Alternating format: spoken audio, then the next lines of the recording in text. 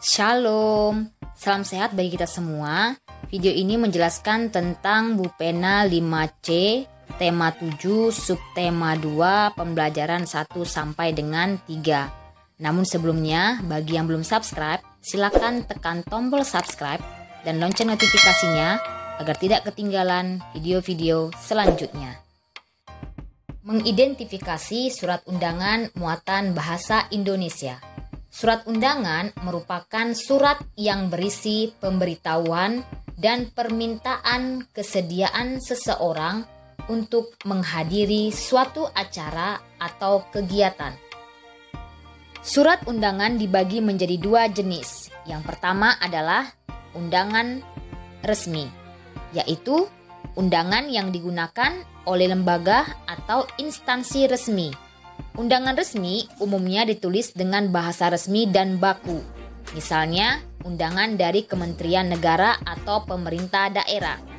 Kedua, undangan tidak resmi, yaitu undangan yang mengatasnamakan pribadi yang ditujukan kepada orang lain untuk menginformasikan kegiatan pribadi orang tersebut.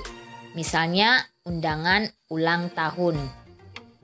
Bupena halaman 139 muatan bahasa Indonesia.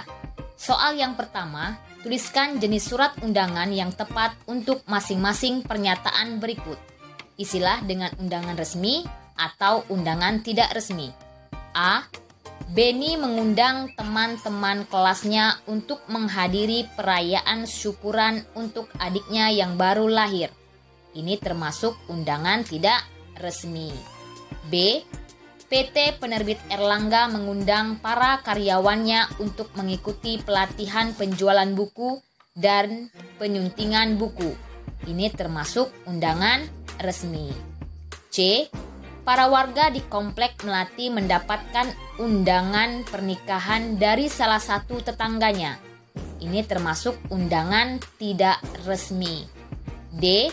Pak Hendra mengirimkan undangan kepada Pak Deni selaku Kepala Dusun Mawar untuk menghadiri peresmian jembatan penghubung antar desa. Ini termasuk undangan resmi. Perhatikanlah surat undangan berikut, setelah itu jawablah pertanyaan-pertanyaan di sampingnya. Nah, di sini ada contoh surat undangan resmi. Surat undangan resmi itu terdiri atas beberapa unsur. Yang pertama adalah kepala surat. Kepala surat itu terdapat di bagian paling atas, yaitu Pemerintah Provinsi DKI Jakarta, Dinas Pendidikan Sekolah Dasar Erlangga. Kemudian nomor surat, perihal, kemudian tanggal pembuatan surat, Jakarta 21 Maret 2017. Salam pembuka yang terhormat Bapak Ibu Guru SD Erlangga di Jakarta. Kemudian isi surat dengan ini sampai Aula SD Erlangga. Kemudian penutupnya mengingat banyaknya agenda sampai terima kasih. Kemudian salam penutup hormat kami. Kemudian yang menulis atau yang mengundang Kepala SD Erlangga yaitu Husni Yudhistira MPD. Apa isi surat tersebut? Jawabannya adalah undangan rapat komite sekolah. B. Siapakah yang mengundang dalam surat undangan tersebut? Jawabannya adalah Kepala SD Erlangga Husni Yudhistira MPD. C. Di mana rapat akan dilaksanakan? Jawabannya adalah di Aula SD Erlangga. D. Siapa yang diundang dalam rapat? Jawabannya adalah Bapak Ibu Guru SD Erlangga. E. Kapan rapat dilaksanakan? Jawabannya adalah Sabtu 30 Maret 2017. F.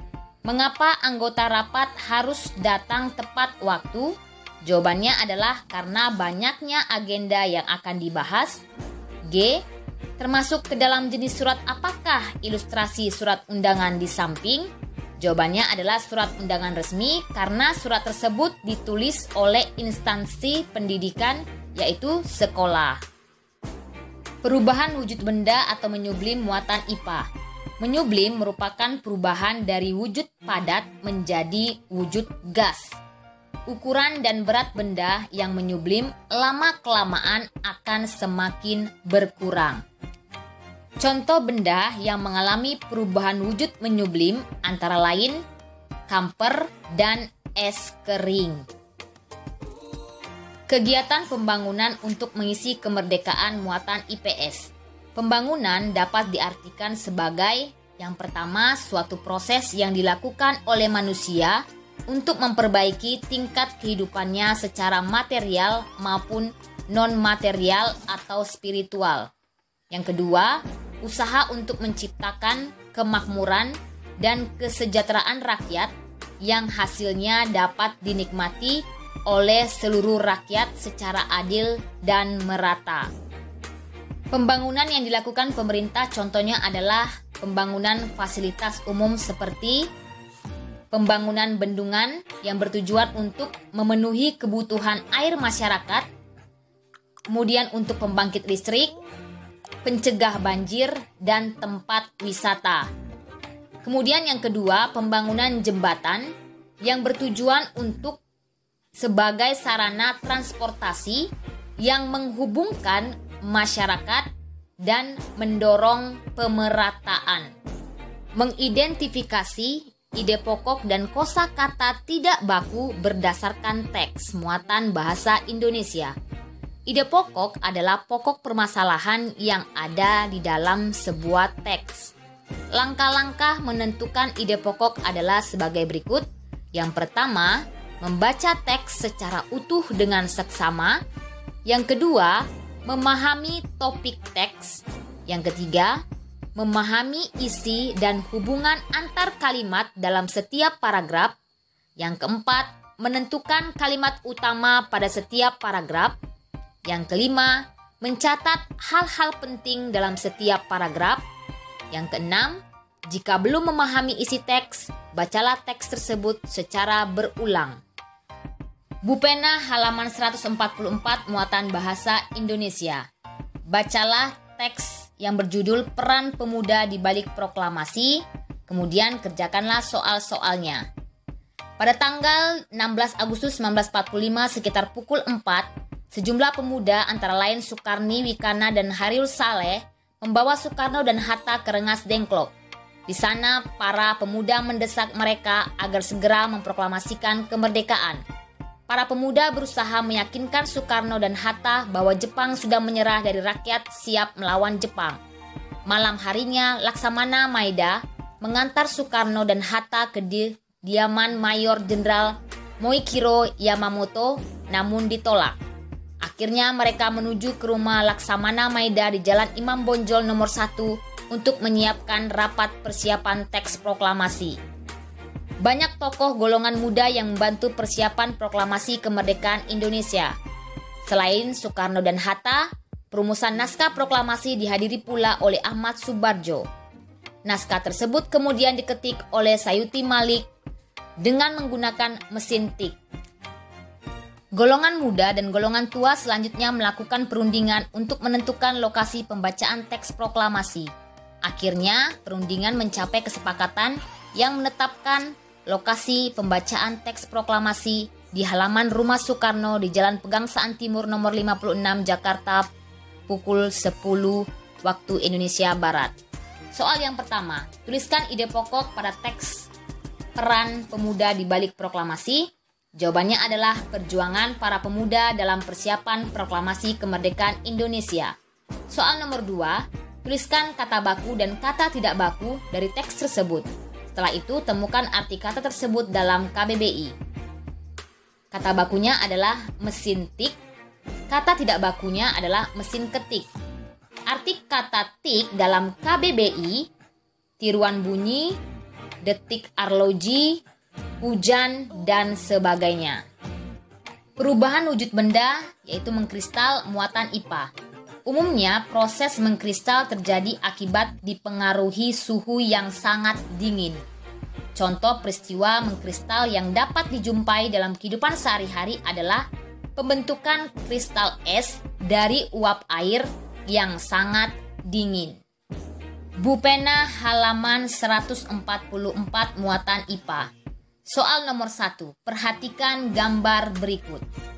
Berdasarkan percobaan di samping, jawablah soal-soal berikut. A. Apa fungsi api dalam percobaan tersebut? Jawabannya adalah untuk memanaskan kamper menjadi gas. B. Proses perubahan wujud pada kamper terjadi dari benda titik-titik yaitu padat menjadi benda titik-titik yaitu gas. Proses tersebut dinamakan menyublim. C. Apa fungsi es batu dalam percobaan tersebut? Jawabannya adalah untuk mendinginkan suhu es. D. Saat kamper berada di dekat es batu, terjadi perubahan wujud dari benda titik-titik gas menjadi benda titik-titik padat. Proses tersebut dinamakan mengkristal. Selanjutnya, Bu Pena halaman 145 muatan IPA soal nomor 2. Perhatikan gambar berikut. Indonesia merupakan negara yang berada di daerah Khatulistiwa. Akibatnya, Indonesia mengalami musim kemarau dan memiliki suhu udara yang cukup tinggi. Namun, di belahan timur Indonesia, tepatnya di Gunung Jayawijaya, Papua, terdapat fenomena munculnya lapisan es di puncak gunung. Lapisan es tersebut memiliki wujud padat, sama seperti es pada umumnya. Soal yang A. Apa proses perubahan wujud benda yang terjadi saat pembentukan lapisan es tersebut? Jawabannya adalah mengkristal. Soal 2B. Menurutmu, mengapa hal tersebut dapat terjadi? Jawabannya adalah karena uap air yang berbentuk gas mengalami penurunan suhu yang tinggi sehingga mengkristal. Soal 2C. Pemanasan global menyebabkan meningkatnya suhu di permukaan bumi. Apa yang akan terjadi pada lapisan es di gunung tersebut jika pemanasan global terus terjadi? Jawabannya adalah lapisan es tersebut lama-kelamaan akan hilang karena es akan mencair. Karya seni rupa daerah muatan SBDP. Jenis-jenis karya seni rupa yang ada di setiap daerah adalah sebagai berikut. Yang pertama, seni lukis daerah. Umumnya menggambar objek-objek berupa pemandangan alam, manusia, hewan, tumbuhan dengan nilai-nilai budaya yang ada di daerah setempat. Misalnya, seni lukis Kamasan dari Bali. Yang kedua, seni patung daerah, yaitu karya seni dengan bentuk 3 dimensi menyerupai manusia, binatang, dan benda-benda, baik terbuat dari benda keras ataupun lunak. Misalnya, patung barong dari Bali. Yang ketiga, seni kriya atau seni kerajinan, yaitu seni dalam membuat benda-benda yang dapat dimanfaatkan dalam kehidupan sehari-hari, misalnya seni tekstil, yaitu kain tenun, batik dan songket, seni anyam, yaitu rotan, dan seni ukir. Bu Pena halaman 146 muatan SBDP. Soal nomor 1, tuliskan ragam seni rupa daerah yang ada di Indonesia. Jawabannya adalah seni lukis daerah, seni patung daerah, dan seni kriya atau seni kerajinan. Soal nomor 2, tuliskan perbedaan seni patung dan seni kriya. Jawabannya adalah seni patung adalah karya seni dengan bentuk 3 dimensi menyerupai manusia, binatang, dan benda-benda baik terbuat dari benda keras ataupun lunak. Sedangkan seni kriya adalah seni dalam membuat benda-benda yang dapat dimanfaatkan dalam kehidupan sehari-hari, misalnya seni tekstil yaitu kain tenun, batik dan songket, seni anyam yaitu rotan, dan seni ukir. Soal nomor 3, perhatikan gambar di Bu Pena halaman 146. A. Termasuk karya seni rupa apakah gambar tersebut? Jawabannya adalah seni kriya. B. Bagaimana cara membuat karya seni rupa pada gambar tersebut? Jawabannya adalah dengan melukiskan pola pada kain. C. Dari daerah manakah karya seni pada gambar tersebut berasal? Jawabannya adalah Jawa Tengah. Soal nomor 4, tuliskan 2 contoh karya seni rupa yang berasal dari daerahmu. Jawabannya adalah kain batik dan tenun. Jadi masih banyak contoh lain tergantung dengan daerah masing-masing. Sejarah lahirnya Pancasila muatan IPS. Sidang pertama BPUPKI yang dilaksanakan pada tanggal 29 Mei sampai 1 Juni 1945 membahas tentang rancangan dasar negara. Terdapat 3 tokoh yang mengajukan pendapatnya tentang dasar negara Indonesia seperti berikut. Yang pertama adalah 29 Mei 1945, nama tokohnya yaitu Mr. Muhammad Yamin. Adapun rumusan dasar negara yang dirumuskan adalah yang pertama pri kebangsaan, pri kemanusiaan, pri ketuhanan, pri kerakyatan, dan kesejahteraan rakyat. Kemudian yang kedua, tanggal 31 Mei 1945, nama tokohnya adalah Profesor Dr. Mr. Supomo. Adapun rumusan dasar negara yang dirumuskan adalah persatuan, yang kedua kekeluargaan, yang ketiga keseimbangan lahir dan batin, yang keempat musyawarah, dan yang kelima keadilan rakyat. Tokoh yang ketiga pada tanggal 1 Juni 1945 adalah Insinyur Soekarno. Adapun rumusan dasar negara yang dirumuskan yang pertama adalah nasionalisme dan kebangsaan Indonesia, yang kedua internasionalisme dan pri kemanusiaan, yang ketiga mufakat atau demokrasi, yang keempat kesejahteraan sosial, dan yang kelima ketuhanan yang Maha Esa. Selanjutnya, kelima azas yang diusulkan oleh Insinyur Soekarno disebut Pancasila. Peristiwa tersebut melatar belakangi penetapan hari lahir Pancasila yang kini kita peringati setiap tanggal 1 Juni. Sebelum memulai sidang kedua BPUPKI, dibentuklah kembali panitia yang dikenal sebagai Panitia 9. Pada tanggal 22 Juni 1945, Panitia 9 mengadakan rapat yang kemudian menghasilkan rumusan dasar negara yang tercantum dalam Piagam Jakarta. Setelah mendapat beberapa perubahan Pancasila sebagai dasar negara, akhirnya pada tanggal 18 Agustus 1945 dituliskan dalam pembukaan Undang-Undang Dasar 1945 yang berbunyi, pertama, ketuhanan yang Maha Esa, yang kedua, kemanusiaan yang adil dan beradab, yang ketiga, persatuan Indonesia, yang keempat, kerakyatan yang dipimpin oleh hikmat kebijaksanaan dalam permusyawaratan perwakilan. Yang kelima, keadilan sosial bagi seluruh rakyat Indonesia. Bupena halaman 147 muatan IPS. Soal yang pertama, apa saja yang dibahas dalam sidang pertama BPUPKI tanggal 29 Mei sampai 1 Juni 1945? Jawabannya adalah membahas rancangan dasar negara. Soal nomor 2, siapa saja tokoh yang menyampaikan usulan mengenai dasar negara Indonesia? Yang pertama adalah Mr. Muhammad Yamin, yang kedua Profesor Dr. Mr. Supomo, dan yang ketiga Insinyur Soekarno. Soal nomor 3, jelaskan perbedaan dan persamaan yang dapat kalian temukan dari ketiga usulan tokoh mengenai dasar negara tersebut. Jawabannya adalah perbedaannya Mr. Muhammad Yamin tidak mengusulkan musyawarah, kemudian persamaannya merumuskan nasionalisme dan kebangsaan Indonesia, yaitu pri kebangsaan dan persatuan. Soal nomor 4, mengapa setiap tanggal 1 Juni diperingati sebagai hari lahir Pancasila? Jawabannya adalah karena pada tanggal 1 Juni, Insinyur Soekarno merumuskan dasar negara yang disebut Pancasila. Soal nomor 5, buatlah skema alur pembentukan dasar negara Indonesia Pancasila dari awal perumusan ide hingga pencantumannya dalam pembukaan Undang-Undang Dasar 1945. Nah, ini nomor 5 ada bagannya ya. Pertama, pembentukan dasar negara Indonesia Pancasila itu yaitu Mr. Muhammad Yamin pada tanggal 29 Mei 1945. Adapun rumusan dasar negaranya adalah pri kebangsaan, pri kemanusiaan, pri ketuhanan, pri kerakyatan, dan kesejahteraan rakyat. Yang kedua, Profesor Dr. Supomo pada tanggal 31 Mei 1945.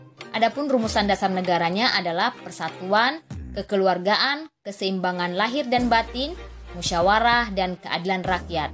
Kemudian yang ketiga, Insinyur Soekarno pada tanggal 1 Juni 1945. Adapun rumusan dasar negaranya adalah nasionalisme dan kebangsaan Indonesia. Yang kedua, internasionalisme dan perikemanusiaan. Yang ketiga, mufakat atau demokrasi. Yang keempat, kesejahteraan sosial. Dan yang kelima, ketuhanan yang Maha Esa. Buku Pena halaman 148 muatan bahasa Indonesia. Perhatikan teks yang berjudul Pancasila sebagai pemersatu bangsa. Jawablah pertanyaan-pertanyaan berikut berdasarkan teks tersebut. Silakan kalian baca sendiri teksnya ya. Soal yang pertama, siapa yang mengadakan Forum Merdeka Barat 9 atau FMB 9? Jawabannya adalah Kementerian Komunikasi dan Informatika. Yang kedua, kapan FMB 9 diadakan? Jawabannya adalah 21 Agustus 2017. Yang ketiga, apa pendapat Mahfud MD mengenai Pancasila? Jawabannya adalah Pancasila berbeda dengan ideologi lain seperti sosialisme dan liberalisme yang umumnya lebih berorientasi pada upaya untuk pencarian kemakmuran. Yang keempat, mengapa Pancasila berbeda dengan ideologi lain yang berkembang di dunia? Jawabannya karena Pancasila mengajarkan etika dan moral berbangsa yang sangat penting untuk menjaga persatuan dan kesatuan bangsa. Yang E, bagaimana cara yang dapat dilakukan untuk menanamkan nilai-nilai Pancasila di masyarakat zaman sekarang? Jawabannya adalah melalui berbagai sarana seperti lembaga pendidikan dan media sosial yang berkembang saat ini. Soal selanjutnya, buatlah peta pikiran berdasarkan teks tersebut. Di sini sudah ada peta pikirannya ya. Judulnya adalah Pancasila sebagai pemersatu bangsa. Tokoh yang terlibat adalah Mahfud MD. Kemudian tanggal penyelenggaraan pada tanggal 21 Agustus 2017. Kemudian penyelenggaraan Forum Merdeka Barat 9 itu adalah Kementerian Komunikasi dan Informatika. Dan pemahaman mengenai Pancasila. Pancasila merupakan alat pemersatu bangsa Indonesia yang terdiri dari 17.504 pulau, 1.360 suku, 726 bahasa daerah, serta berbagai macam agama dan keyakinan menjadi satu bangsa. Soal nomor 3, tuliskan kosakata baku dan tidak baku yang kamu temukan dalam teks tersebut. Kemudian carilah artinya di dalam Kamus Besar Bahasa Indonesia. Jawabannya adalah bentuk tidak bakunya azas, pakai Z ya. Bentuk bakunya adalah asas. Artinya dasar atau sesuatu yang menjadi tumpuan berpikir atau berpendapat. Nilai-nilai luhur Pancasila yang berkembang di masyarakat muatan PPKN. Pancasila memiliki beberapa fungsi dan kedudukan dalam masyarakat Indonesia. Yang pertama adalah Pancasila sebagai dasar negara, artinya Pancasila sebagai sumber dan dasar segala aturan hukum atau perundang-undangan yang berlaku di Indonesia. Yang kedua, Pancasila sebagai pandangan hidup dan ideologi bangsa, artinya Pancasila merupakan sistem nilai yang ideal dan diyakini kebenarannya untuk diwujudkan dalam kehidupan bermasyarakat sebagai pemersatu bangsa. Yang ketiga, Pancasila sebagai kepribadian bangsa, artinya Pancasila memberikan corak dan ciri khas yang membedakan bangsa Indonesia dengan bangsa lain. Dengan fungsi dan kedudukan Pancasila dalam masyarakat tersebut, nilai-nilai luhur Pancasila menjadi landasan hidup bermasyarakat di Indonesia. Hal tersebut diperlihatkan dengan berkembangnya budaya khas bangsa Indonesia, yaitu gotong royong, musyawarah, dan toleransi. Buku-Pena halaman 150 muatan PPKN. Tentukan apakah situasi dalam masyarakat berikut sesuai dengan nilai-nilai luhur Pancasila. Setelah itu jelaskan pendapatmu. Nomor 1, situasi dalam masyarakat adalah warga desa makmur sepakat untuk memperbaiki jalan secara bersama-sama. Setiap warga desa diharapkan untuk berpartisipasi secara aktif dalam proses perbaikan jalan tersebut. Pak Doni adalah warga desa makmur. Ia menolak untuk ikut berpartisipasi dalam kegiatan tersebut. Nah, situasinya adalah tidak sesuai. Alasannya, Pak Doni sebagai warga desa makmur seharusnya wajib berpartisipasi secara aktif dalam proses perbaikan jalan tersebut karena jalan yang diperbaiki tersebut ditujukan untuk warga desa makmur. Yang kedua, Lani senang mendengarkan musik dengan suara yang cukup keras. Hari itu Komang yang rumahnya bersebelahan dengan Lani sedang melaksanakan perayaan Hari Nyepi sebagai hari raya keagamaannya agar tidak mengganggu Komang. Hari itu Lani memilih untuk mendengarkan musik dengan suara kecil. Situasi ini sesuai dengan nilai-nilai luhur Pancasila.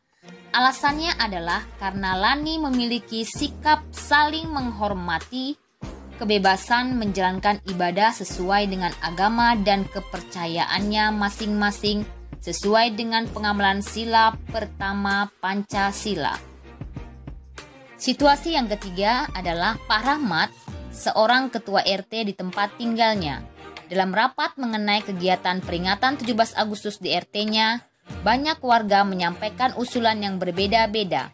Pak Rahmat berusaha menampung pendapat warga kemudian melakukan pemungutan suara untuk menentukan hasil rapat. Situasi ini sesuai dengan nilai-nilai luhur Pancasila karena sikap Pak Rahmat sesuai dengan sila keempat Pancasila, yaitu selalu mengutamakan musyawarah untuk mencapai mufakat dalam menyelesaikan permasalahan dan menghormati serta menghargai pendapat orang lain. Soal yang kedua, tuliskan masing-masing 2 contoh penerapan nilai-nilai luhur Pancasila yaitu gotong royong, musyawarah, dan toleransi dalam masyarakat di sekitarmu. Jawabannya adalah, gotong royong mengajarkan kita untuk saling membantu satu sama lain dan kebersamaan tanpa melihat perbedaan suku, ras, dan agama. Sedangkan musyawarah mengajarkan kita untuk memecahkan suatu masalah secara bersama-sama dan saling menghargai dan menghormati perbedaan pendapat. Dan toleransi dapat mengembangkan sikap saling menghormati dan menghargai dalam perbedaan yang ada. Soal nomor 3, menurut pendapatmu, apa manfaat dari penerapan nilai-nilai Pancasila tersebut dalam masyarakat yang beragam seperti di Indonesia? Jawabannya adalah menghargai perbedaan, memiliki rasa persatuan, memiliki rasa saling menghormati, tidak berperilaku semena-mena, dan menumbuhkan rasa saling menolong. Demikianlah pembahasan kita pada hari ini. Terima kasih. Salam.